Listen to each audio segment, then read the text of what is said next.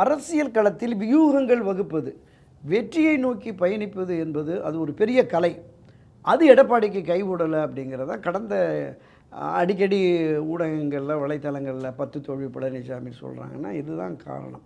அப்போ இந்த 2026 தேர்தலில் இந்த கூட்டணி வெற்றி பெற்று மீண்டும் அதிமுக ஆட்சி அமைக்காவிட்டால் ஒரு மிகப்பெரிய சரிவு, பின்னடைவு இந்த 2024 நாடாளுமன்ற தேர்தலை விடவும் மோசமான ஒரு சரிவை நம்ம சந்திப்போம்.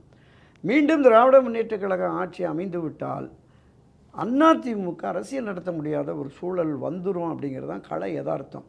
இன்றைக்கு நான் சொல்கிறேன், அப்படி ஒரு தோல்வி ஏற்பட்டு விடுமையானால் அதிமுகவில் பயணிக்கிற 40 வயதுக்கு கீழ் உள்ள கட்சியினுடைய எல்லா மட்ட நிர்வாகிகளுமே திசை மாறிடுவாங்க. திமுக, சீமான், விஜய், காங்கிரஸ்னு போயிடுவாங்க.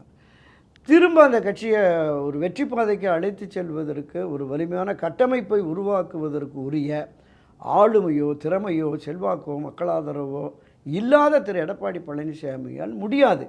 அவர்கிட்ட தான் அதிமுக இருக்கும். அவர் தான் பொதுச் செயலாளர் இருப்பார். எப்படி இந்த மதிமுக, தமாக, தேமுதிக மாதிரி.